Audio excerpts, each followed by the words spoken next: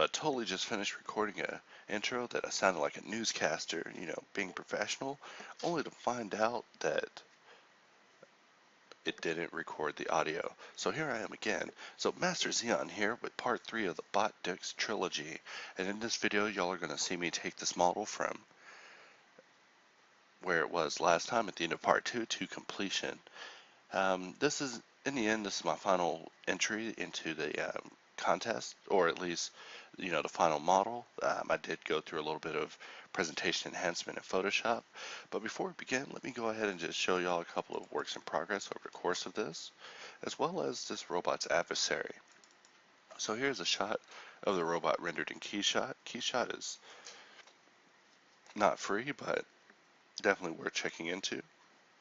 And then, of course, I tried to even make it a concept gun that I was going to throw in, but this gun does not have any functionality and was just more of a rendering test.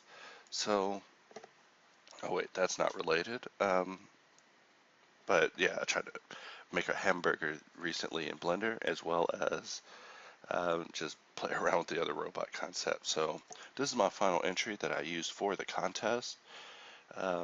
As you can see, just put the red bar in the back, Blender logo, and the name of the robot.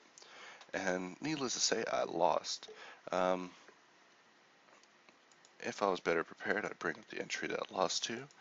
But I'm just going to bring up a couple of works in progress. This one was kind of the look that I was digging for a moment until I realized that this is completely covering everything that I worked so hard to model to begin with.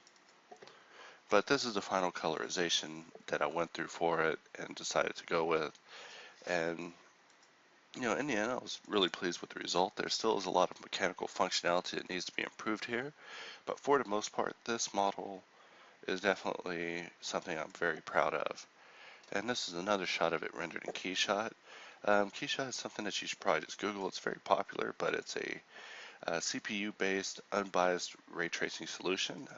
It's quite fast, not as fast as Cycles, but in fact, not even as good as Cycles, but gets much prettier results with much less effort than Cycles and compositing. Here's the toaster. I even modeled a toaster recently as part of someone had asked me about making one on the internet when I was in ZBrush Hangouts. So I decided to just go through and make it. So this is the adversary of the robot that's still a work in progress. However, it is moving along. It started off with me initially making a helmet, and I just put a sphere, shaped it to a head, sculpted it, and did my work of retopologizing and setting it all up. But in the end, I realized that I should just add on a body to it, and the concept has just grown on me. I mean, the final result of just the upper torso is something that I was quite a big fan of, especially for something just starting off from here. But y'all have been here through this whole robot contest. I mean, I even would take breaks from making that robot to just making random mech heads just to further refine the technique. So these are things when I was just trying to brainstorm on enemy bots. Continuing on, more KeyShot renderings. And you remember initially, this is what the legs looked like that I was going to go with. In retrospect, these legs are horrible and hurt the overall synergy that I had going on up in this area. And this part hurts the model, and this part I feel also was hurting the model. So those are things that you'll see me correct. Maybe not this in the end, but I do end up coming up with a decent solution that works out. But y'all have been here through part 1, through part 2, through all of these improvements I've made over the course of making this robot as badass as possible. So without further ado, let's go ahead and just jump in, and this is part 3 of the botDeuxV268 trilogy. Alright, so jumping in and beginning, I'm just in a clean scene, deleting everything, turn on my screencast keys as always, and cutting a cube in half, my favorite pastime. So adding a mirror modifier after rotating it and applying the rotation. I'm just a classic guy used to have an x-axis as my rotation pivot point. So right now I'm going to begin modeling the feet for it. So just real simple geometry. I plan on going in and making the final detailing using dynamic topology, but it's always good to try a simplified form to establish the shape before getting all in depth.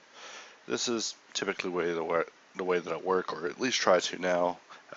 In fact, this is the whole same technique I've used throughout this whole video. Build it low, sculpt it high, retopo, and apply. It's that easy. So this was actually being built for a contest, which I did not win in the end, so not to say that he's a loser, but he did not win. And so I'm now on my next project to try to win my next contest.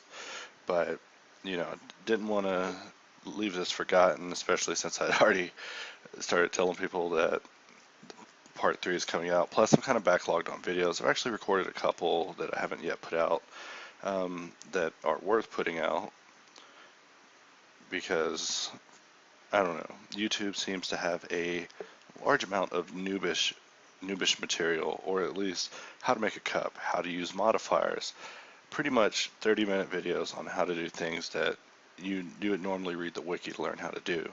So as a result, I've really began working harder at stepping up my game, where these start ending with more of a story, and trying to think a little bit more heavily on the background and character of them. So stay tuned, and you'll see something amazing very soon. However, after this, I will probably be releasing my next video, which will be about modeling pedestals, but it's been an ongoing project to try to work on making presentation style renders for a demo reel so that I can escape my current job. So focusing back on the task at hand, so we're modeling the feet here. Classic tricks of just beveling, Alt-S scaling in on the normals, and then also, turning on auto merge so I can do what I call knock inverts, where I just slam one set of verts into another set that'll cause them to merge. So, the workflow here is fairly solid. Usually I just model it as hard as I can, then I just move on to the next stage. So in Blender, they've now added the ability to knife between two vertices by pressing J in edit mode. If you don't have that in your current version of Blender, you probably want to go get the latest version from builder.blender.org. But some of the improvements that are going to be coming in the next version are just phenomenal.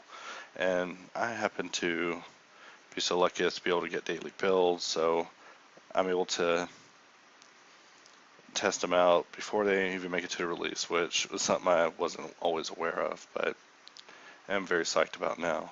Another thing with the next version of Blender after this one, I guess it would be 2.69, is there will be a new sky, and a lot of tools have received some improvements, but I can't even name them off the top of my head. I'll probably have to get back to you with that. So just adding in bevels and insets to just try to add a little more interest to the form. I could have actually poly modeled this whole thing to perfection and called it a day there, but instead I decided to take it through sculpting and plating it out and retopoing it the same way that I've been pretty much building this whole thing. And the workflow seems a bit maddening. It's a lot of retopology to get these forms to be as crisp as I want them to be. And I mean, even in retrospect, I don't think that they're crisp enough, but I'm getting there. That's what I mean. This is botDeuxV268. So whenever I come to botTrace, just know that I'll be meaning business, because this is definitely an unfinished story. In fact, now I need to finish his adversary, which is the spaceman, and get him on a final pedestal to be rendered out. But enough about the future. Let's talk about the present. So lately I've also been busy watching Breaking Bad. I ended up getting completely addicted to the show, especially now that it's in its 5th season. And what's gonna happen to Walter? But enough ranting. This hour-and-a-half finale, you'll see me go over the rendering, the final building, the posing, and even watching me make him a winner of a toaster. But at this current point in time, we're just messing with dynamic topology, one of my favorite tools in Blender. In fact, it almost makes Blender the preferred choice for making things now. To be honest, previously, sculpting was kind of ZBrush's thing, but with the improvements that have been made to this, I still don't like multi-res sculpting, but someone did give me a tip recently about raising the input samples, which helped dramatically, but you don't see me use it a whole lot here because it also gives me a little bit of slowdown. But the input will make it feel a lot less like sculpting on air. So unfortunately, I don't have that person's name to give them props, but you know who you are, and thanks a lot. So with the draw brush, you can pull the vector curve. You can actually choose the little wrench after selecting a point in the curve on the brush panel, change it to vector, which will make it a hardened curve and not a smooth transition. And from there, nippling it inward will make it the equivalent of ZBrush's damp standard, which is my favorite brush of all time. I mean, look at these cuts. Lower it down to 10 and just start cutting in designs and let your imagination just run wild. I mean, these techniques, I'm just working on getting a better understanding of them through these videos, but I need to come up with a formulated plan with a concept and personality and then really take these techniques to the next level. But I'm probably just being hard on this robot. However, in my heart, I will remember him as loser because I lost a contest to a robotic dog. And then he took down the page, so it breaks my heart.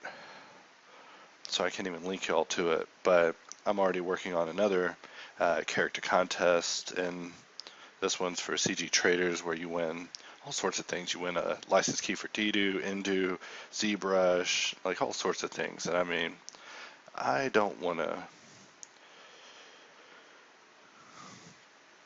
miss up on all these great contests because it is contest season. In fact, in the bottom link of this video, I'm going to drop a link to a particular page on Facebook that I follow quite closely that always keeps me up to date on the latest 3D contests. Because not only is it a chance to improve your skills, it's also a way to have an incentive drive you to meet a deadline. And that is something that I feel I lack. I mean, a lot of these projects I do sometimes feel like unfinished work. So lately I've been working on finishing things. I mean, I still make a ton of blends, just goofing off, play with lights, I might make a hand here or a little asset to add to my collection, but for the most part, I'm focusing on modeling something, finishing it, rendering it, and having it in a presentation style for me to be able to use in the future. So this workflow is pretty straightforward. I cut into it. I use polish to, add a little bevel to it, and then I just go through and polish the rest, make everything flat. The polish brush here is my damp standard of ZBrush, except this, sorry, not damp standard, the trim dynamic. However, the polish here is definitely no trim dynamic. I think Blender has its own trim dynamic brush you can download somewhere on the internet, but I haven't got it yet. And on top of that, my Blender already takes almost 30 seconds to load with all the add-ons that I have enabled, so I don't want to kill it or mess up my startup file. But let me tell you an interesting story. So you ever notice how you have blend 1 and 2 files every time you save a blend file? Or maybe 1, 2, 3, and 4, and they're super annoying, they're kind of big, and you have to end up deleting them because you don't know what the hell they're for. So in my human head modeling directory, I name my files HS for head study, and then I put a number behind them. So I'm all the way now on HS34 since I start, or HS39 since I started that. And I made a new head on a new file and tried to click the old one to get the file name so I could click the plus and increment the file name by 1. Well, I made a horrible mistake and accidentally saved over it. And the one that I did before it, I was very pleased with and thought was marvelous. And after sitting there devastated for a moment, I go looking through the folder because I'm, mad. I just overwrote my head. I never play with the backup system. I play with the autosave because, it is just file, recover, autosave, and then just try your luck. You might get your file back. But with the backup blends, I've never messed with them, strangely. So I went back, found the blend 1, renamed it from blend 1 to just be .blend and gave it a different name, and managed to recover my head, resave it as its original, and thwart absolute doom. So this is definitely a handy Blender tip for you. losing my train of thought because I'm looking at a boot being modeled, but sculpted, my mistake. So as you see, just go in, add some clay, add some polish, use my brush to pick up the edges, where I then just go polish them back to shape. And I mean, I could definitely be a whole lot rougher with it because the polygons that I trace it with are fairly low in density, which allows me a little bit of versatility. But we're almost to the retopology section, which I don't think I actually put you through all of that agony because, I mean, what is there to retopology? Turn on snap in, turn on face, click the project button, and click hidden wire, because if you don't have hidden wire in your end panel, your Blender is probably too old. But hidden wire will actually make it where you can draw topology on a solid mesh without having to change its display options in the object panel, I believe.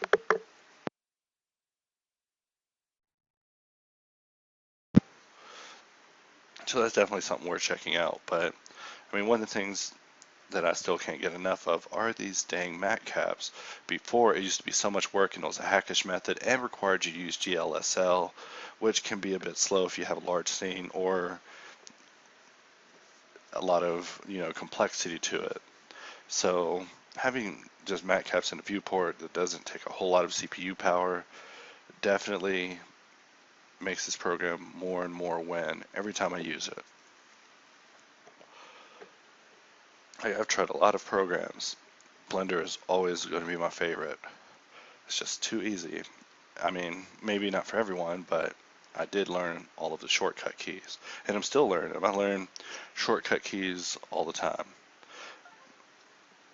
So another thing to mention is Adventures in Blender. Adventures in Blender is a blog that I subscribe to that, I mean, not a blog, but a page on Google Plus where they basically cover everything that happens with Blender.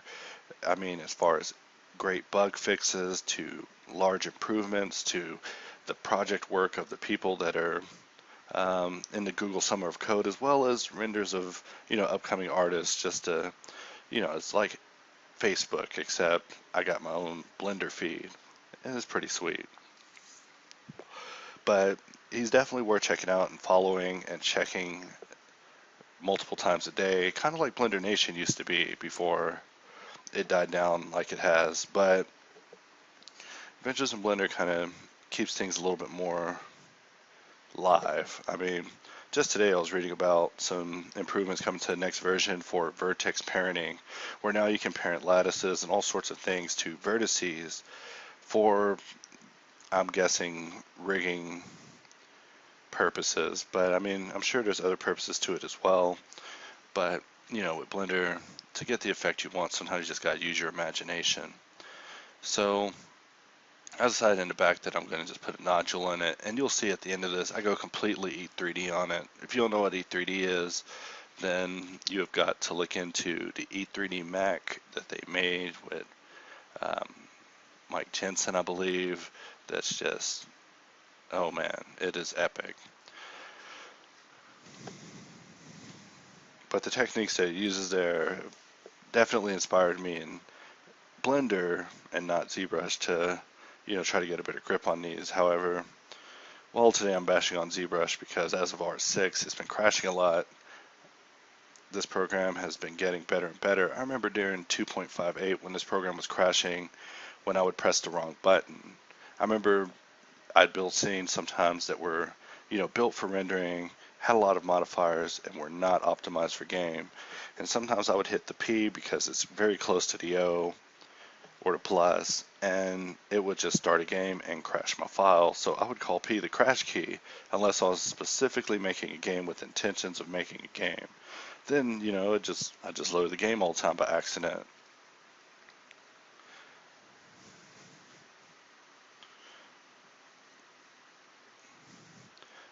And, when it comes to sculpting of this, there's not really a whole lot to explain. You see that I'm just cutting lines around things I'm pulling out, polishing, so it's just polishing, pulling out with a draw brush that's been modified, and just getting the shape to look interesting in the matte cap view. Because if I can get the surfaces to be as smooth as possible with as little effort, then when it comes to the retopology, I can just jump in and snap things down and not have to worry about any bumpy ridges that I would have to polish back out.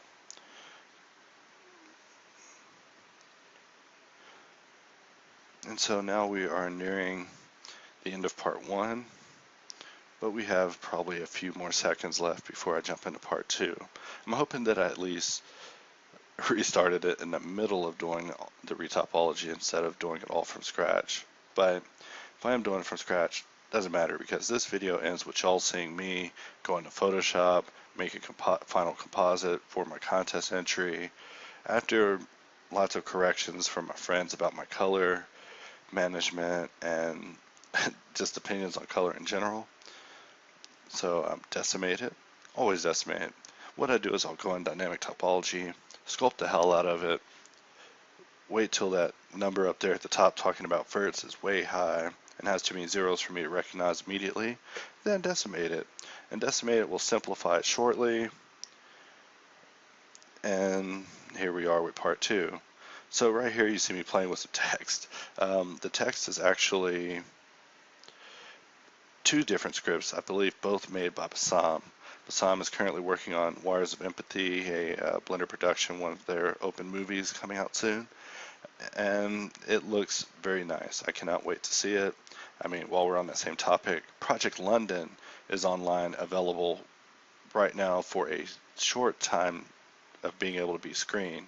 So definitely check that out if you're, wanting to check out some Blender films. I mean, the acting I wasn't terribly impressed with, and the special effects, yeah, I think they were using the Blender internal, but no bashing on the Blender internal. I get enough people talking about the Cycles Master Race, which would definitely make me mad if I was a internal user still, because the internal has its magic. In fact, I call the internal the hack shader because you can hack everything. You can give it reflections, you can fake the reflections, you can fake the shadows, you can occlude shadows. I mean, you can still do that same stuff in Cycles, but Cycles is definitely built and intended to be used as a realistic path tracer, or at least more focused towards aiming at making more realistic scenes. But the Blender internal still has its magic. I might go back and begin using it again. However, hearing them discontinue the development definitely made me discontinue wanting to use the internal engine, because no new developments means no new improvements, or if they are coming, they'll be very slow in coming. But I mean, the internal engine got quite a few improvements, I believe, during the Centel project, when they added global illumination and all sorts of awesome stuff that I can't even recall off the top of my head. But, I was there, man. So, continuing on, retopology isn't even that bad. I could be using B-Sketch, I could be using a grease pencil, and just sketching lines everywhere. But sometimes it's easy to just select the edge, hold control, just click it out, add some loops. I mean, this is one of my favorite parts of modeling. I model with no regard of geometry anymore, because I can always just go here, jump through it real fast, maybe be 10 minutes of agony, maybe no minutes of agony if the model is, something awesome that's completely worth it, like this one. So retopology isn't so bad in those cases, but I mean, modeling alone will give you so much versatility, and the sculpting alone will end up you might end up sculpting yourself in a corner. So I like to get around, and usually I would separate everything in separate parts, but it is fairly easy to just grab the geometry, duplicate it, pull it over a little bit, knowing that everything's going to just snap underneath it because I see that magnet. Sometimes I wish the magnet icon was a little bit bigger, but that's just me thinking like an old person. But just pulling around, covering the circumference. Doesn't even matter if the pieces connect properly or not, because I'll be adding my own insets and controlling the bevels manually, I believe. So it ends up becoming very short work. And then by taking certain liberties here, I'm able to also experiment with completely different forms, which you'll see me do at the end when I'm adding rockets to the feet and whatnot. But I believe when I do finish this project, I'll probably put it on blend swap. I mean, I probably consider it done now. However, the rig isn't completely IK friendly, and I don't think the modeling supports the full range of animation that I actually need him for, so that would make him an incomplete model. But you know, I've been thinking about finishing this video for days. It's been haunting me. I keep getting subscribers. I know you guys are fiending for content. Can't get enough of the Master Xeon. No, just kidding. But definitely got to keep my content coming in, keep you artists inspired, and keep y'all up to date on what's going on with America's favorite rendering program, made by the Dutch, perfected by Americans. Just kidding. I'm just rambling. I mean, what else do you talk about during retopology?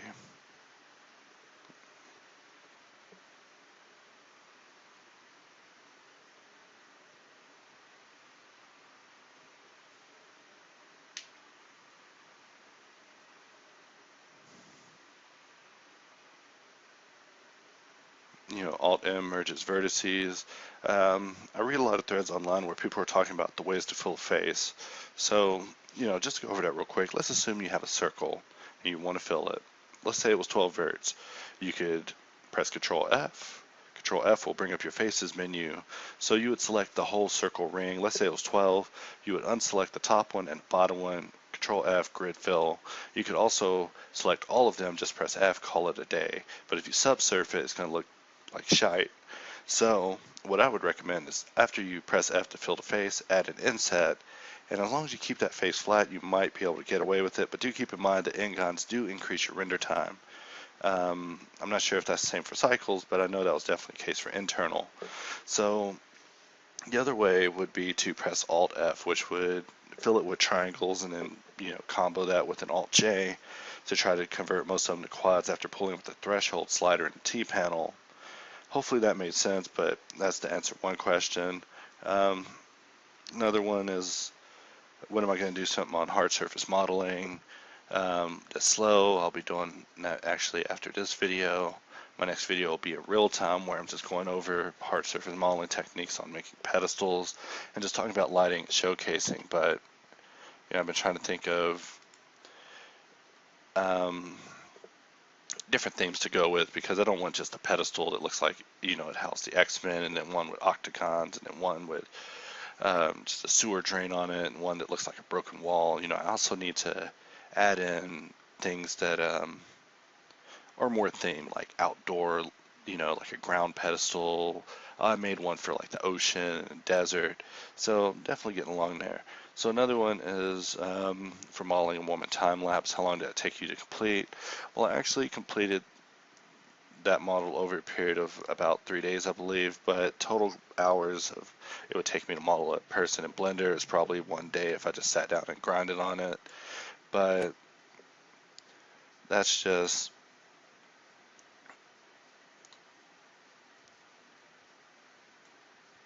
something you get better at as you practice it. But usually during work, I'll try to get a model in and try to fit it within certain time frames, because it's almost as if I'm racing against time, and I'm not wanting work to end so I can finish the model, but the truth is, I want work to end. Let's see, other comments. There's another person that is Echo Dawn 1. Go ahead and send a shout out to you. Your comment is very great. That definitely is good to hear, that I was able to say something inspirational. But it is the truth. Whenever I'm asking people to critique my art, people are always like, I don't want to hurt your feelings. No, go ahead and tell me if I don't see color right. Tell me if I don't see light right. Tell me if my shading is retarded. Because if it isn't, and you don't tell me, then I will probably be a little more insulted. But I happen to surround myself with artists who have much better eyes than me at seeing things, and they point out things to me that I never even think about. I mean, really, I've worked on perfecting my modeling skills, but I never have put a lot of thought into the character and personalities of the people that I make. And these are things that other artists do that I need to take a page from their book. And so, hopefully in your processes, these things you're thinking of, like, is my person going to be a, biznatch? So should I model them, with a snooty face or a pouty nose, or have their head turned to the side like they're not even wanting to look at you? What kind of personality do you want your character to have? So this robot is obviously the hero, and because he's not showing, it's not even worth describing his character yet. But, this foot indicates something. It indicates that it kicks ass. Like, no, just kidding. So back to comments. All right, another person asked me to enable subtitles. I don't know how to do that. Try to focus on the ones at hand. Not a lot of comments on this video, actually. Um, I imagine this would actually be quite popular on the YouTube, but it's not. So that means I just need to step up my game, work even harder, and try to turn the amateur Blender game around, because I read in blogs, people are like, YouTube videos are just full of noobs and things like that. Don't call me a noob. But like I said, working on it. As soon as I finish all these episodes of Breaking Bad, which I'm now caught up on, so just adding in loops, joining in faces, keeping the geometry simple so the snapping doesn't catch it too off center. But as you can see, it's a straightforward, easy process, which is why you'll see this used in Maya, and Modo, and ZBrush especially, for all sorts of different mech workflows. People, especially I guess people that are new to the program, wonder why retopology is necessary, and just is. If you want to have ultimate control over your edge flow at the end, then you should retopologize. And then on top of that, it also improves your topology skills just in general. My ability to neutralize triangles while maintaining quads and having a proper edge flow that allows me to crease things the way I want is definitely optimal to have. So these are tips that I pass on to you, the viewer. Looking at the foot on the other screen, everything's just coming together. And now starts coming the hard parts. It is a bit of a shame that I ended up going through this whole part on video. I'm trying to work on a way to either superimpose the character on the screen to try to add visual interest and make Blender videos less tiring, or a way of skipping through projects where you understand the style and then you're like, I get it, you don't have to do it for 2 hours on video because I think I understand topology. You retopo the toe, So these are things that, if you have an idea or suggestion, let me know in the comments and I'll definitely give it some consideration. But my goal is definitely to get as much done in as little time as possible on my videos, as well as just give the tips that are necessary. But if I was doing this in real time, I'd probably just be rambling about something, I don't know. But being able to do it fast and narrate it, it's almost like as if I was doing this in real time if I was a Chinese person. But I'm not that fast. And there we go, not converts, extruding circles in. So as you can see, the control is there, filling all the faces. And I believe at this part you'll see me make a compromise, and I don't. Isn't that something? So I was thinking I was gonna, there we go. Alright, so here I am, solving a vertice puzzle. But I end up deciding, F that, I'm gonna continue on. And that's exactly what I did here.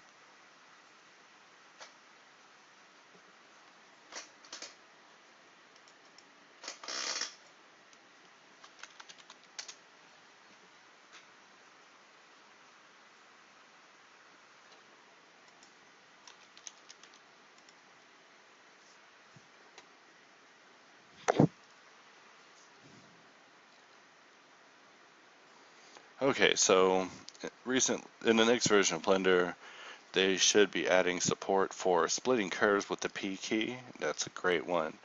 I mean, if you don't know, you can go edit mode, select some geometry, press P, and separate it out into a new object. You could even say shatter an object, merge it all together, project from view, get the UV perfect, get the map perfect, and then if you don't remove the doubles, which will unfortunately merge it all back together, you can press P, separate by loose parts, and split something up by non-continuous manifold pieces. So, like I was telling y'all earlier, the vertex parenting got some improvements, and I'm waiting for that information to load. I guess I should just go ahead and check it out so that way I can explain. I mean, they added node editor zoom to the background, which is great because, you know, I wasn't particularly needing it because I just use V and Alt V, but it is something very handy. So now support for vertex parenting and object mode types, which supported mesh, lattice, curve, surface. Previously, this had to be done one by one. Now you can do it all at the same time. So that is fantastic. In case you haven't tried out the Google Summer of Code build on graphichall.org, they have made some dramatic improvements to the Paint engine, and now we have things that other programs don't have yet. For example, gradient stroking, which will allow you to use the pressure sensitivity of your stylus to control which part of the gradient you're actually putting down. So you could actually stroke hard to soft and say paint grass from brown to yellow and all sorts of interesting things. The knife tool also has received some improvements as of late, and the 3D viewport render now supports color management. So there's been some fixes to the knife tool, which allows it to detect vertices that they almost pass over and snap to them. So it doesn't exactly do that issue I used to once rant about where it would create secret doubles that I would have to find out.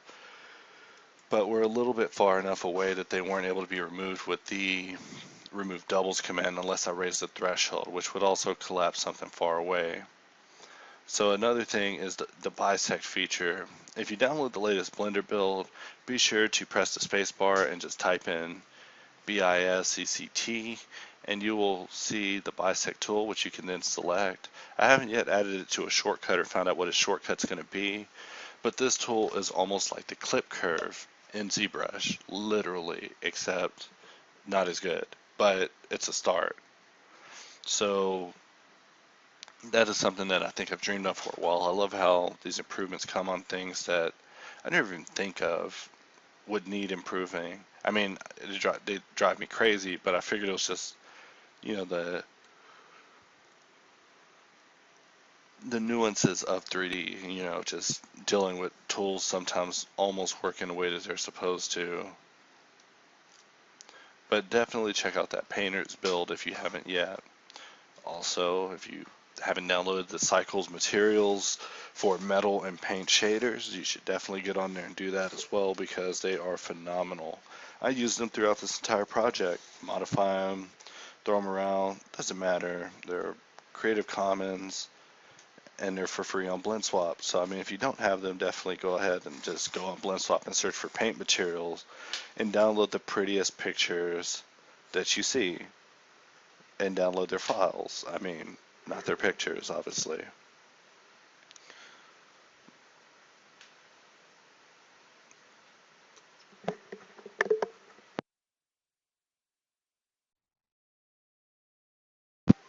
So on everything I add a solidify.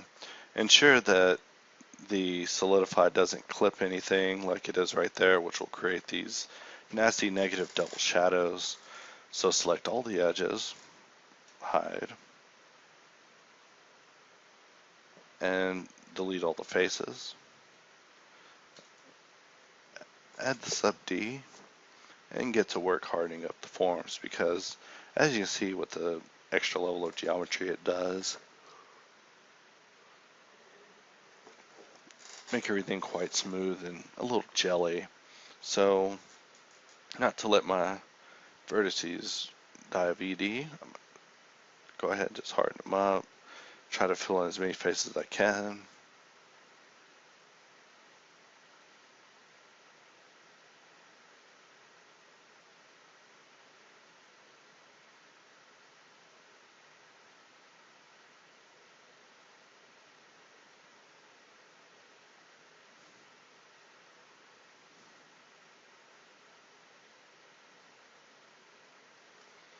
And because of the way that I manage the edge flow on the side, it has made it very difficult for me to select the correct loops. But that's okay, behind the edge, I'm able to get it done. Sorry about all the yawning. I am absolutely exhausted today. I actually stayed up all night watching Breaking Bad because every episode ends with you having to see the next episode. So after seeing as many episodes as I could, it finally came time for me to go to work, not allowing me to sleep at all. And imagine that, of all days for me to finish this video, I chose one in which I'm exhausted. That's like the first volume of this video. I was really tired that day too. Maybe that's what takes me to finish a tutorial, being dog tired.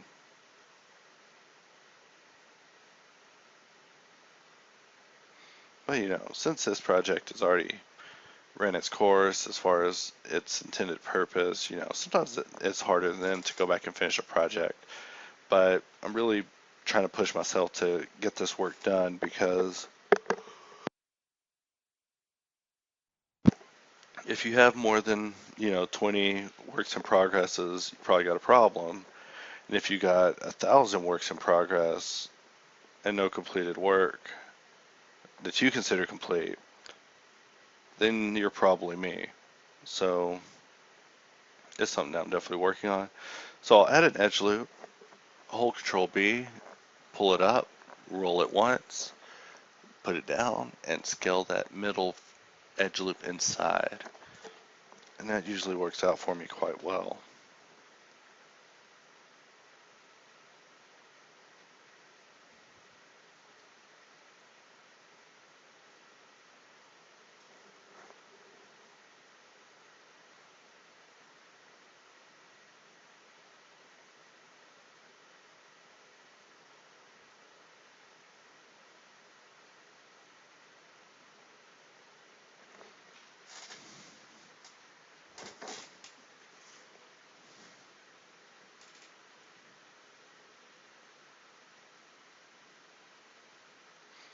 So at this point, people were asking me, how's your foot going to even articulate? And this was me showing them, I pretty much was planning for it to work like this. Not the best plan, but it's my plan.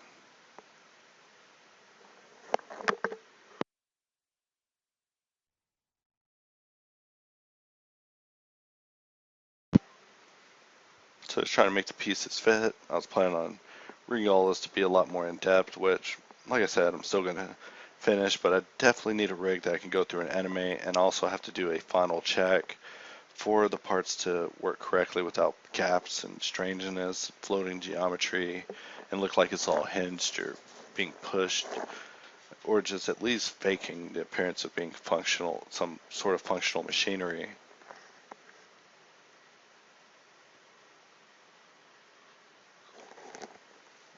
So it's adding in loops, getting all the forms finalized.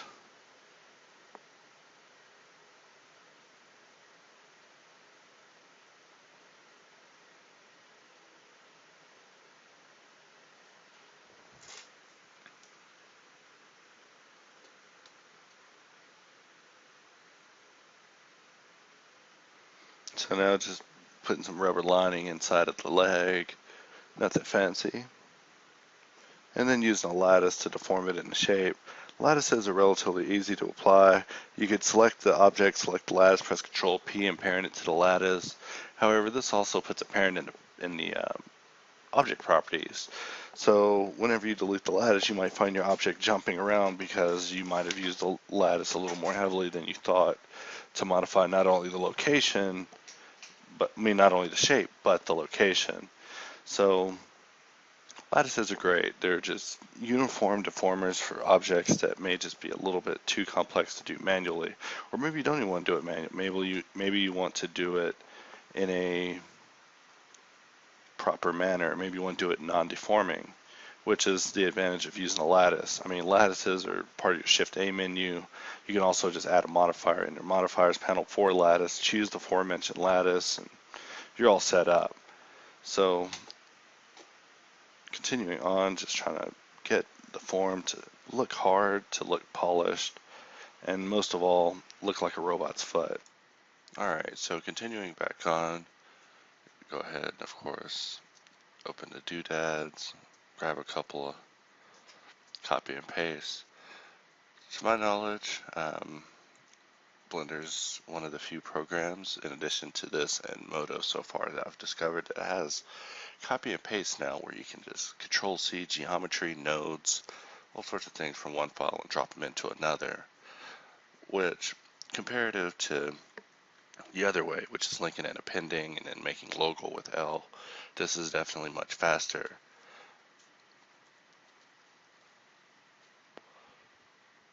So just flattening out the edges, and then I'm just going to try to get it to fit into place.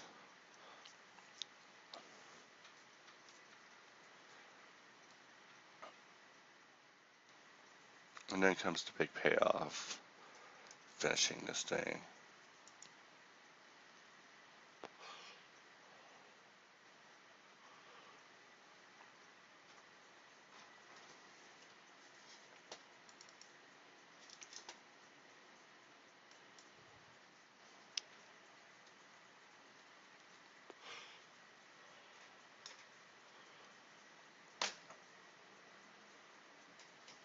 And positioning it, using R to rotate, double R for trackball, and that should do.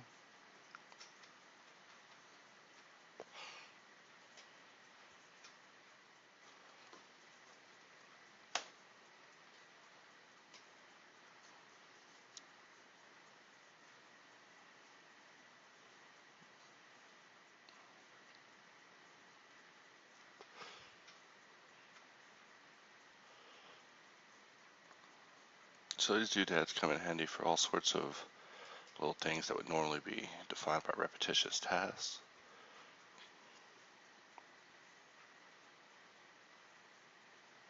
Right here, I'm just trying to get it to fit in place.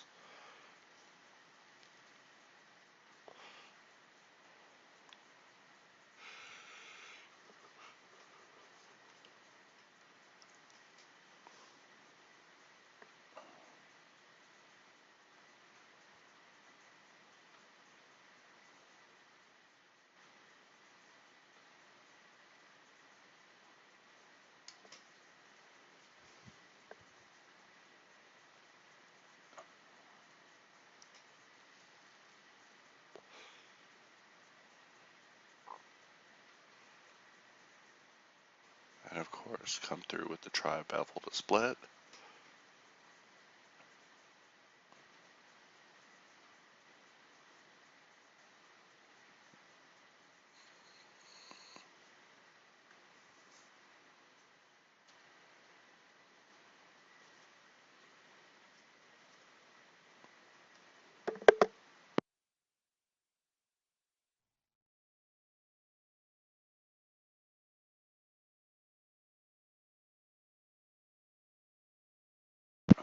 And these places just seem, and these circular holes just seem to just be ready for something to be inserted. There you saw me use decimate to unsubserve and reduce the amount of geometry to be from 32 divisions to now being, I believe, 16 or a multiple of it. So as you'll see, my typical method with working is I'll sculpt it up until it's high poly, and then I'll decimate it down to continue being able to add detail. And this way works pretty good for me. It's pretty handy to be able to decimate things in Blender now. Instead of having to use Mesh Lab or ZBrush or some other program, we could just stay within Blender.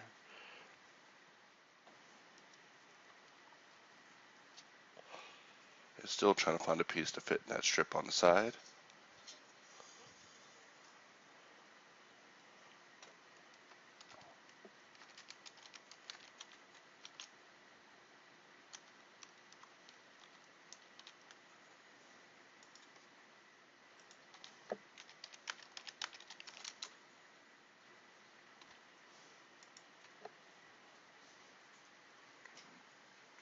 And as far as the feet go, I never quite finished their design as far as how rigging was going to be concerned, just trying to fill in some of this negative space so I can call it done, because as I was saying at the beginning, my time for working on this entry was running out, so here I am trying to get it finished so I could just be done.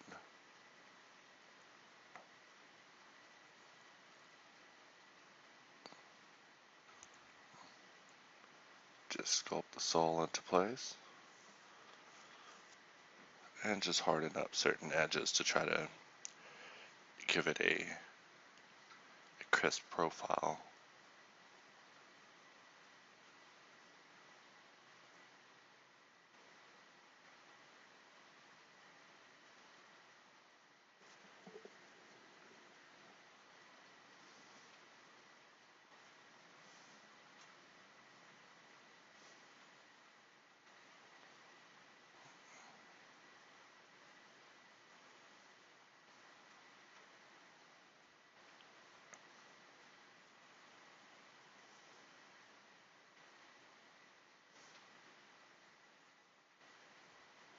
Bridge with W, harden with loops. Increasing works as well, however, I've noticed a couple of times that I lost my creasing info from merging with other things and just various operations, so I don't even mess with it anymore. So now we're back to the body, where I'm just going to copy the head and copy the materials over to the boot, and I could just begin, laying down the materials on it.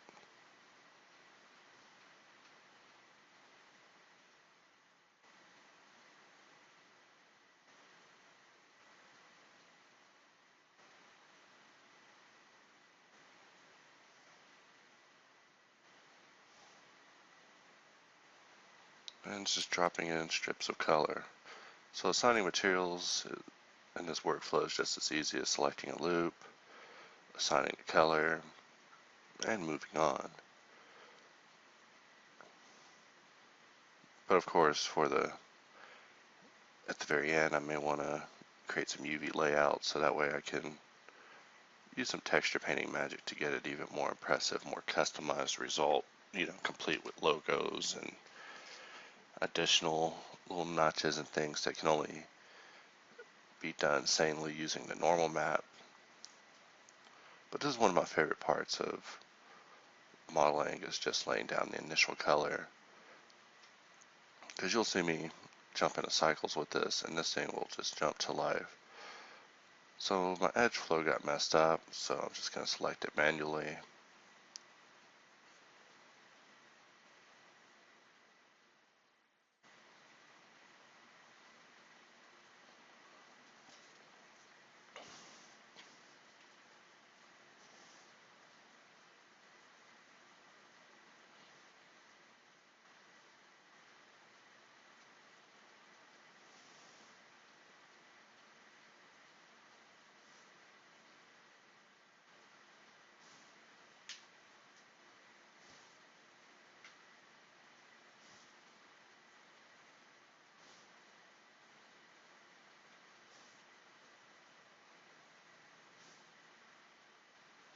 Now this part was strange. For some reason I had no doubles, but I could not make an entire loop selection, so I just had to control lasso it. But yeah, this particular version of Blender, I believe, was experiencing some bugs. But usually when I encounter a bug, I will just soldier on past it because it's just all in a day's work. So now assigning a rubber-like material to the little meshing and to drop down a floor for it.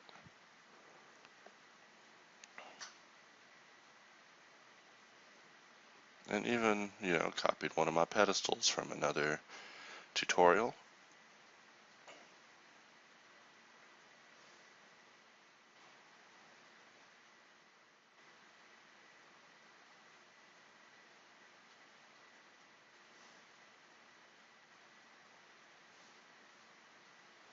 So for my lighting, usually I'll just drop in a plane, check the normal since they're always facing the way that I don't want them to,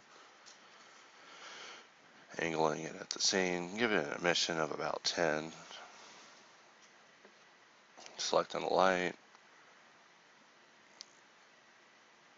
or not, just starting off with HDRI, making sure it's on mirror ball so it doesn't have that piercing blue.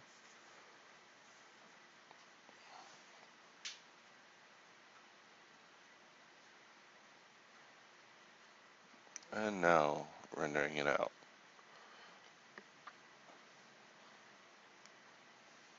So there's no particular reason behind, even going through this. I just wanted to just play with some presentation.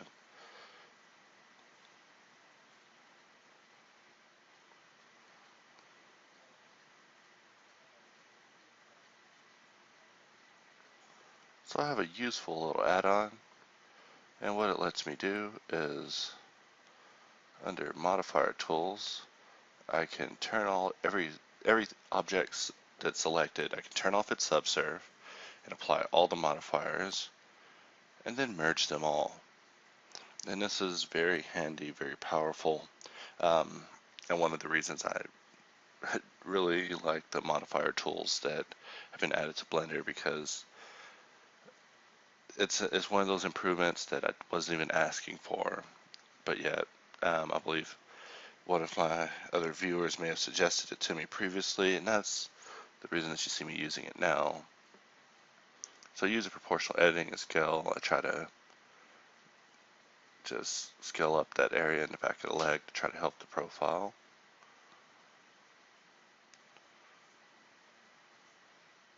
And now comes the big payoff, and that is adding the foot to the model.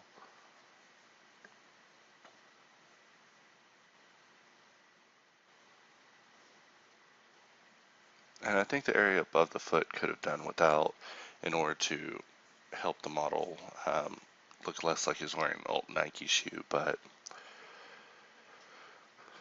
I never corrected it.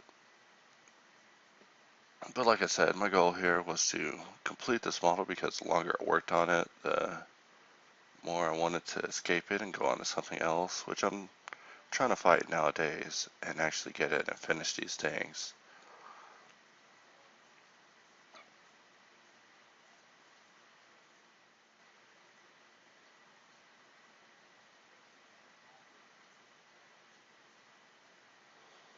Here I'm trying to assign it with carbon, seeing how that fits, and it doesn't. So I'll give that back its original scale because it's a pedestal and not, just a lump circle that's just standing on. Drop that in the scene, put it underneath. Make sure the feet are sitting on top.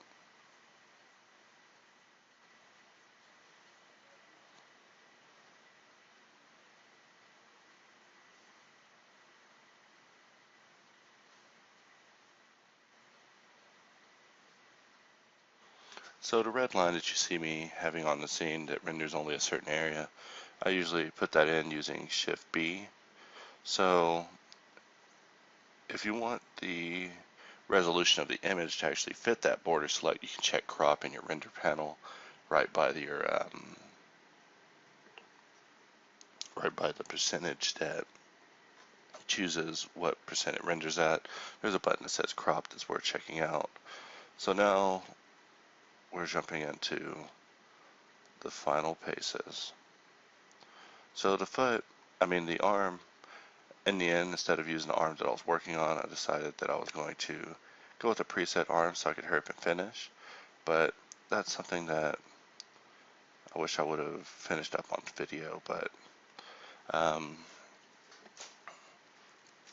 just need to get in and get out of here. So the next thing you see me doing here is playing with a couple of scripts. This one is the Scramble text made by Versam Kadali, and it is just excellent.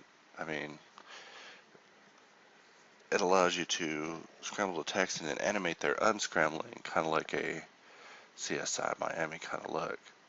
And what you see me trying to do here is track it to the camera so it follows the camera rotation, facing it the whole time while unscrambling.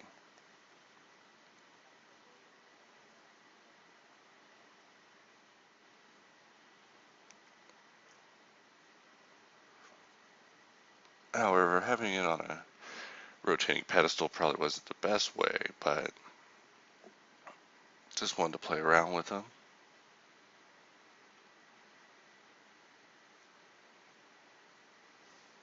Yes, and that script is actually called the text scrambler. And selecting that in the camera, I was able to press Control T, map it to the camera, and by setting the rotation of the text to be correct and choosing the right axis for it to face the camera, now it faces it while I rotate it.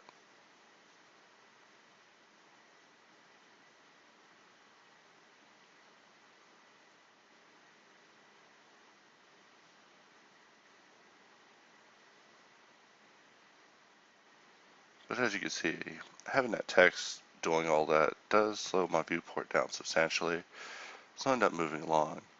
So now we're on to part 3. So at this point, I got with one of my friends over in ZB Hangouts and asked him about advice on making it look better since, I am trying to enter a contest. And his suggestion was that the color continuity was not consistent, so it was something that I was needing to work on. So now you see I've made the color changes from red to blue. I guess he wasn't as big a fan of red as me, but people ask me all the time if my favorite color is red because I'm always using it for the things that I'm making. So I tried to fill it with Alt F, came out looking very tacky, so I might as well just take the power of the F2 and just F2 my way through these things. However, I do see that in order for it to work out, I need 3 loops there so that I can, get all these pieces to fit in just right.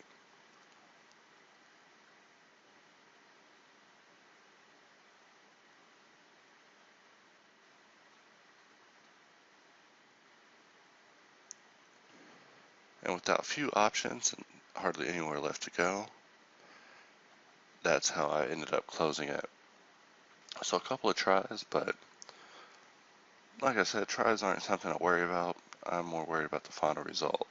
So back into doodads, and now to begin working on the arm.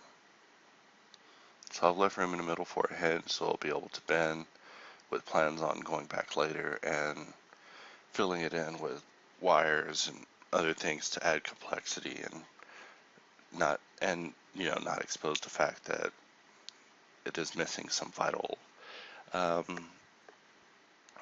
mechanical some vital mechanical basics as far as functionality is concerned. But like I said in the beginning, I'm no engineer. I'm just a guy making a model.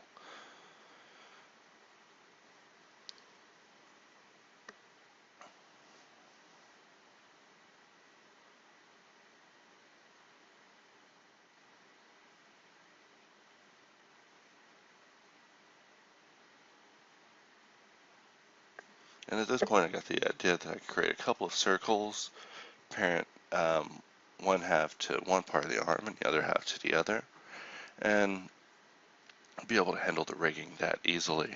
And, in the end, that's pretty much how easy it got. But you'll see in a moment kind of what I was going for here.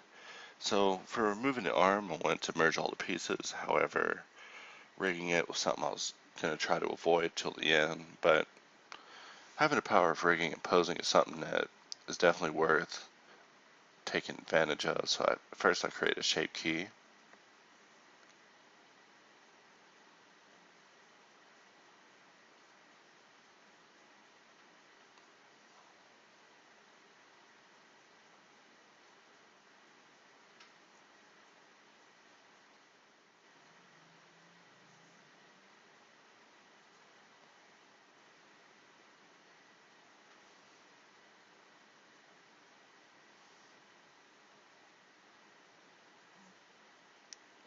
gotta apply the mirror and then set up the materials, of course, while I have the power of mirror.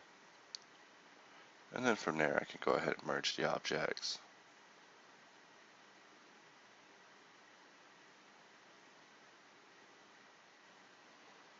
Just playing with shape keys.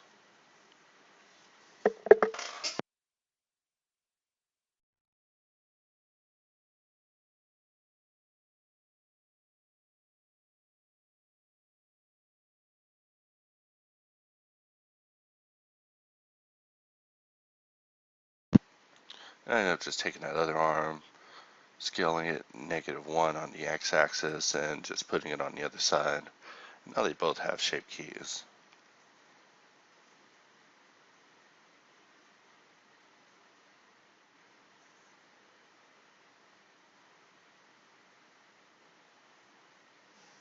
And now I'm just at an origin so I can rotate things.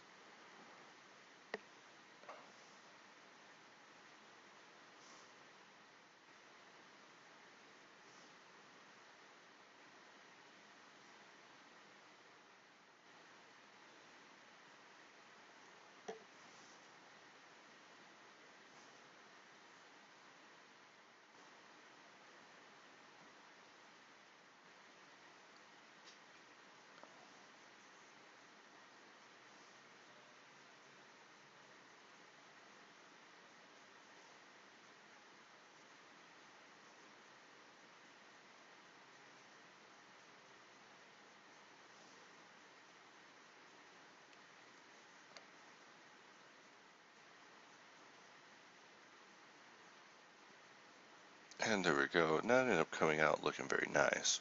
So now to work on the posterior, which is something I still did not finish up in a final model and was not very pleased about, was the posterior. However, I did notice that the body had some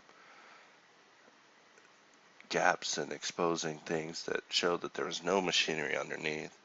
So I wanted to just make some sort of fox body to fill in the blank. So you see I'm just inserting the cylinder, extruding the cylinder, filling in the faces. And I decided to just take one of the easy routes, and that is to just give it a hexagram pattern. So I actually have one that I made in another file.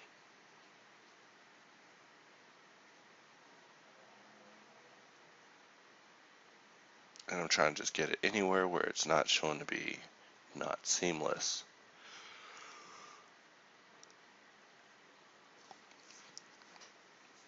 And I do a fairly good job of getting away with it as well. So plug it into displacement, begin clamping the values. I run it through a color ramp, it automatically, converts it to black and white, as well as allows you to have a slider to control the intensity and what values actually make it in. So overall, I was fairly pleased with the result of this, and I created some hard specular and a little bit of fine specular for it as well, just by using the add node and changing the darkness of the material itself to choose how much reflectivity carried over. So usually I'll make a regular material, then I'll use a glossy material with an add node, with a add material, and then another add material node to add the rest of the glossy. So that's something that you see me use quite a bit in my videos.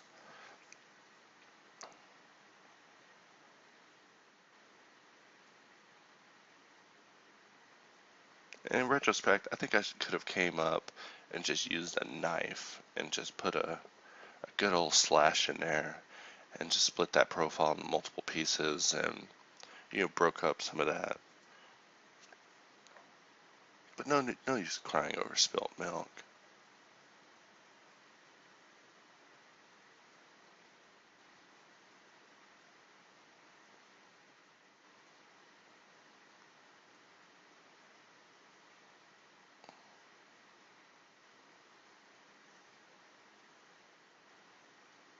So there's a couple things I gotta worry about, like these protrusions sticking out of the side.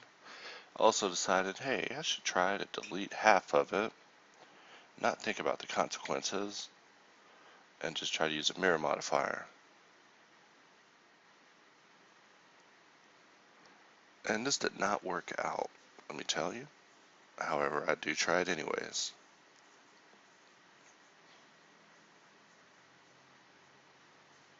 Or maybe it did work out. We'll know in a moment.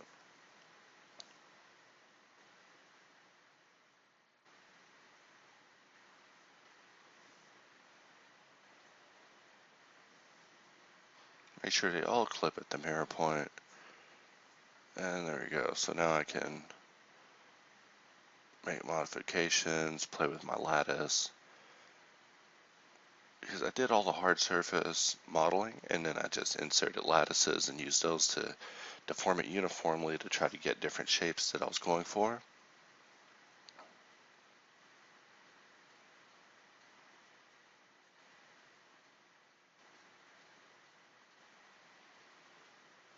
But the particular arm that I went with when I was building this was the fist. I had a fist used from another project that I just liked in particular because once upon a time I rigged a hand, molded it into a fist, and just went on a sculpting spree, and eventually was able to get the result that you see in front of you just by looking at my own fist. And because the loop set up, I was able to just make certain selections and get the materials looking right. But I was digging the arm pretty good because it just worked out so easily. Another thing I might not have noticed until now is I did adjust the size of the arms. Before, the arms were reaching only down to the circle on the side that has a little cross selection of dark blue. And that, of course, did not make any sense because his arms were far too small. He was like a robot with midget arms, so had to definitely do something about that. So now you see me using snapping to try to create a cape. And for the cape, I just extruded things around. My plan was to just Alt-S, scale it off the surface, and then just use the cloth modifier to add wrinkles to it, which is a very useful tool as well. But I can gladly say that this sates my want to create robots for now, so hopefully I'll be coming back in my next video and we'll be making a fantasy creature or something. And trying to think of some good ideas to try to go with. But there are still more contests that have to be completed. In fact, I know my favorite website, ZBrushHangouts.com, is currently having a character creation challenge that the winner gets license keys to D2 and do a print by Craftworks, which is a 3D, printed model of high quality that goes to the winner. But that contest I'm more entering for participation reasons.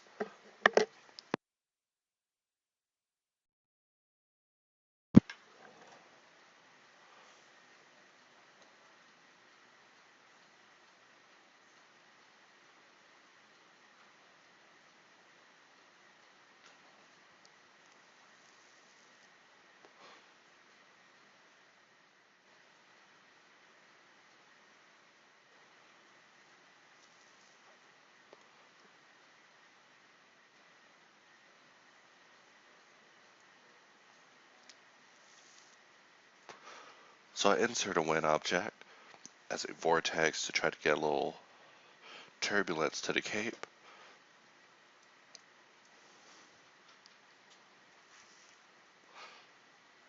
And my typical workflow now is I will subdivide it heavily, do the cloth simulation, and then use decimate to remove some of that unneeded geometry while still retaining the form of that high resolution cloth bake. So in the end, I decided to go for a general cloth design that would fit like a cape. And as you can see, I moved the text and the file is just moving much faster in the rotation.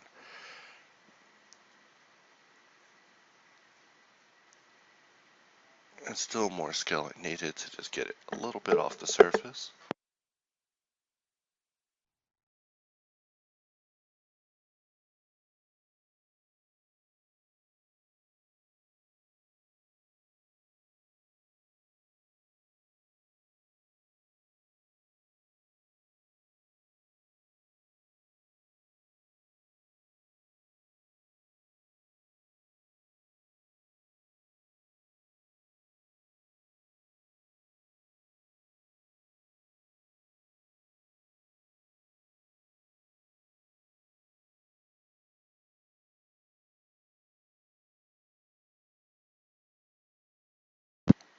And whenever it comes to rigging and humans, usually I'll go with the default meta rig. Not only does it have a fantastic Rigify script that comes with it that allows you to turn it into a fully functional IKFK rig with all the controls and names built in. But I mean, the meta rig's already named for you. I used to extrude these bones one by one, and that is not a workflow saver at all, because you have to extrude each bone, name each bone, orient each bone, and that becomes very tedious, especially after you've done it over 100 times. Now right here, you see me making a bit of a mistake. I should have oriented the bones to exact pivots. And this is part of the battle that I'm struggling with now, of actually getting it to move properly. And it's something that I'm slowly correcting, but just know that if you rig something, assign a bone, and then, go in edit mode and move the bone to be more accurate, that it will jump the mesh a little bit, and that can be a little irritating. So if you really want to keep it, you would have to separate. You would have to apply transformations and then go ahead and make those sort of changes. But lately, might also add that I have been experiencing some issues with the Rigify script, and here you're about to see me exploit one.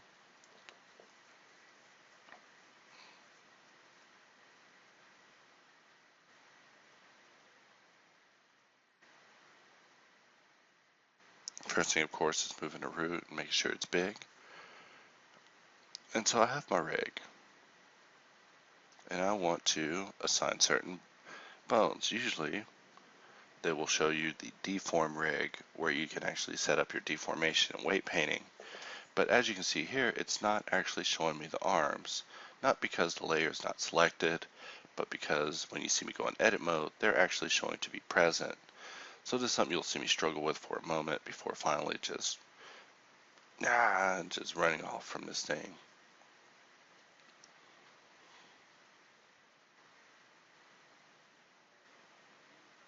So I tried a lot of things. I tried going in and applying the rest position of the rig, which does not work out. But first I'll go in, use my modifier tools, change the subsurf level 1. It gives me an error because there's also a curve or a rig selected. And so after applying all their transformations,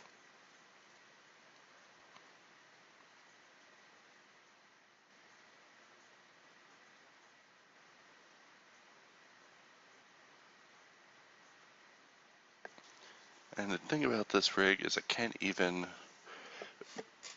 test it out just on this particular level, because all the bones are copy constraining other bones, or the other bones. All these bones have copy constraints that stop them from being able to be freely rotated, but the weight painting will do its job. So the next thing is to add the lower arm and just assign. And with weight painting, usually I'll just select a bone, go into edit mode, and the group that you are wanting to affect is already selected. So you can do your weight painting through, weight painting, or you can just do it like me and just select Shift K and just make all a part of it. Which Shift K works only if you're in weight painting mode and you have face selection, but sorry, I lost my thought there. So in the end, this rig let me down because my arms just disappeared. I could go into where are my arms? There's my arms. So I look at all sorts of things. I check every property here just to make sure I'm not doing something crazy. And in the end, decide to go with the classic rig.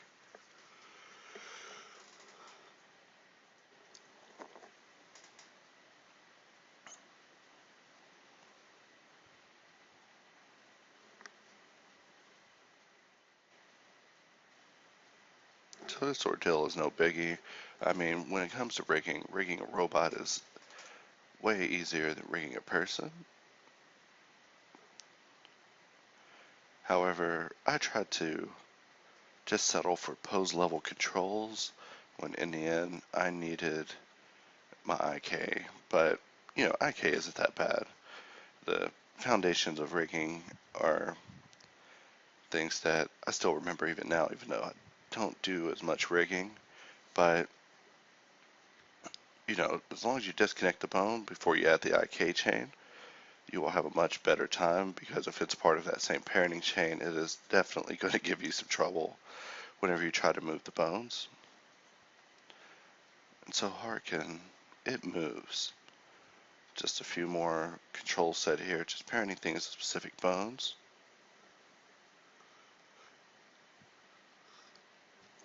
Just trying to keep things as simple as possible. So you see whenever the upper body moves that certain parts of the lower body do not move along with it. And this is things that I think in retrospect I see I can fix through the weight painting itself. But throughout this process was quite a nuisance throughout this whole thing. Because it was like at the very end, I was like, I can't even get the pose I want unless I do more modeling, in addition to adding drivers and making a finished rig, because why would you put all this work into an unfinished rig? So there's these hoses on the leg, and what I decided to do was first apply their mirror, split them, fight with selections,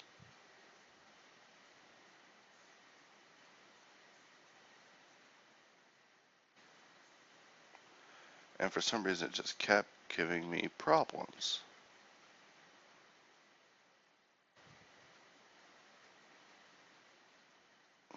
But no worries, y'all only have 10 or 15 more minutes of watching me fail here, but so in the end what I had to do was select the bottom half, parent it to the thigh bone, and then take the top half and and weight paint it to be influenced by the hip bone.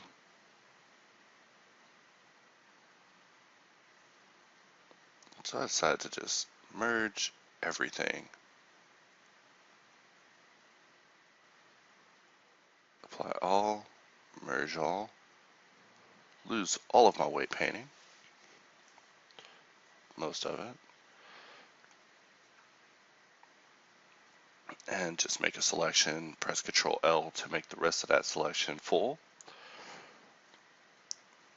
as well as once again trying to delete half of everything. That's what happens if you have a selection. You hold Control and accidentally click in an area without thinking. Sometimes I do that, but as you see, deleting half of it was a mistake. But I still keep trying to do it. I mean, everything's not even level at the center anymore.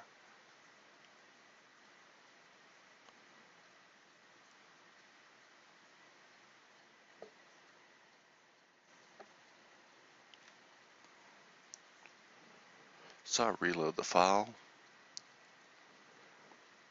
now that I know what I need to do, and it's definitely not that. So first thing is F this rig. Just get it out of here because it's not working for me. But I did want to take a look at this layer management. I haven't really got the chance to play with it just yet, but I added it and enabled it because I do plan on it, but usually I don't mess with a whole lot of layers just yet. So now, after some off-camera corrections, everything is merged together, and now I'm just making selections to get the weight painting correct.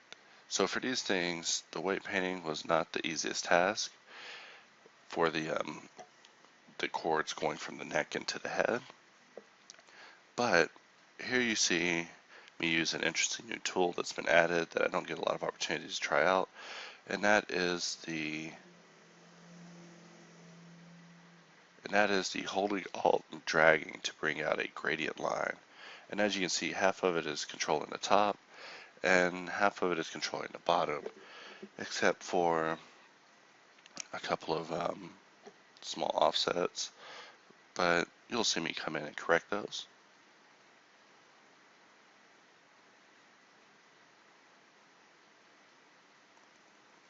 So yeah, there's some parts that should never be deformed.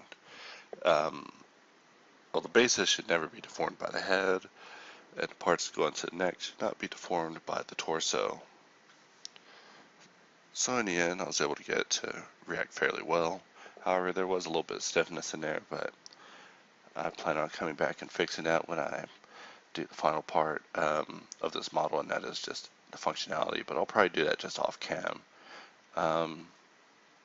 I just wanted to get out here and, produce the finished botDeuxV268 video, because the longer I put these videos off, the more likely I'm not going to upload them or come back and narrate them, especially because this has been done for almost a week. And while I've been goofing off with it, I would hate to wait so long to do a narration that I forget, what to do, or forget what has been going on in this. But luckily, this information is still fresh in my memory. So you see a little bit of weight painting mishaps. And I'm just selecting each bone, looking at what it's affecting. And it's that easy, just get the weight showing, and then just unselect what's supposed to be there, and choose remove from the vertex weight panel. So here's part of my issue. As you can see, the knee is not working because there needs to be something in there, whether it be a spherical shape to allow servo motion, or even this part where in order to raise the arm, I think I needed to slide the plates or at least cause some tension in the chest to make it look more realistic. And these are things that I didn't consider really until the end, but realized that are needed to be there in order to be interesting, or at least plausible enough to captivate the viewer.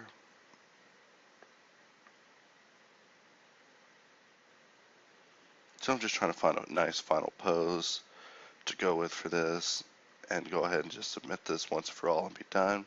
Also made a couple of other capes that were just, simple destroyed capes that I ran the cloth sim on and just cut holes in them. In fact, the thing about around the upper body, that was just something I thought of at the last minute, and I just deleted every other edge loop till it looked like a series of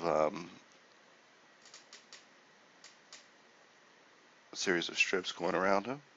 But I felt that the upper body one hid a lot of my poly model in, so I ended up removing it. Also, in retrospect, I probably should have went ahead and parented the capes to the rig since they're in their final position, so that way I could move freely. And previously I made a toaster, so I decided to give the toaster a cameo in this model.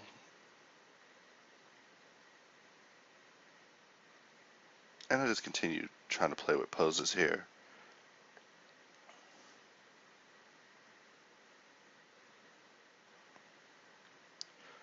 Like I said, the initial plan is for it to be animated, but the work is never done. I mean, modeling is only half of it.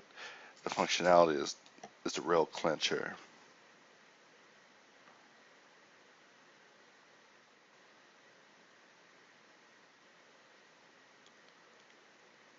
So yeah, the posing I went for here was more anime-ish, but I was just trying to find something that looked interesting, but wasn't a T-pose or the relaxed T-pose. So that way people could tell that the model is rigged, just not very good with the rigging.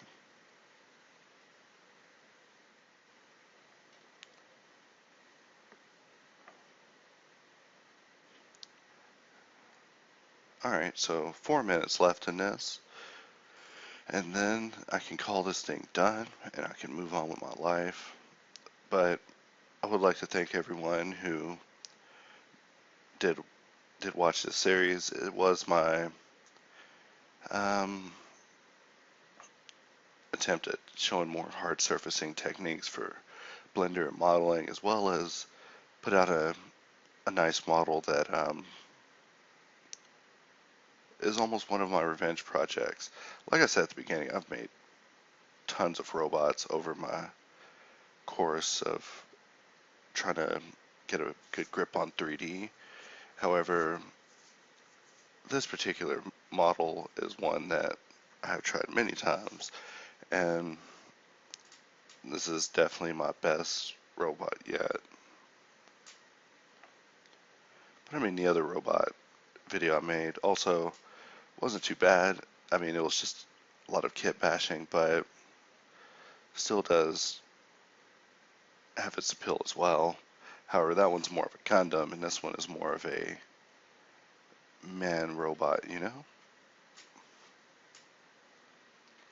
So just reset everything to their defaults, or not. So just play with poses.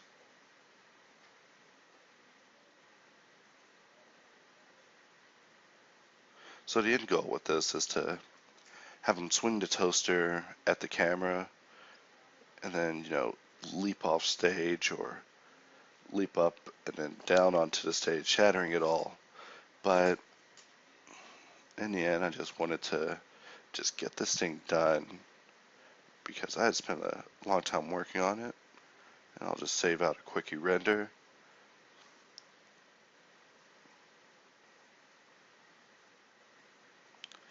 So rendering. Glossy shaders only require about 50 samples to look alright, depending on your roughness. And then diffuse requires about 75 to 150 to look good, depending on its roughness. And the rest of them, probably 100 and up to get them to look alright. I know anisotropic is something I haven't messed with a whole lot, but these are just my rules for shading with cycles. The other thing is that you can press, you can go on the, uh, where's my brain today? Alright, what was I saying? So basically you can go under sampling and then raise the clamp to be 0.8 or 0.9, and the clamp will basically remove certain values that are higher, thus reducing fireflies. So usually I'll clamp it pretty hard and then just try to add the vibrance back in through the compositor. But here we are with the finished model, or at least where I'm leaving it off at as of this tutorial series. So I just rendered out a quick turntable, try to call it a day, and then just exported out this to Photoshop and just create a nice little still to show people. So this concludes my botDeuxV268 robot series. Nothing fancy here, just making a robot. And I'd like to thank everyone who watched this video and continues to subscribe to my YouTube. I do plan on making more ambitious things in the future, but I'm trying my best to try to show a vast amount of improvement. But this is pretty much where I leave off, just drawing on a lens flare after doing some Photoshop comping. But I'll leave the video off here, and happy Blender.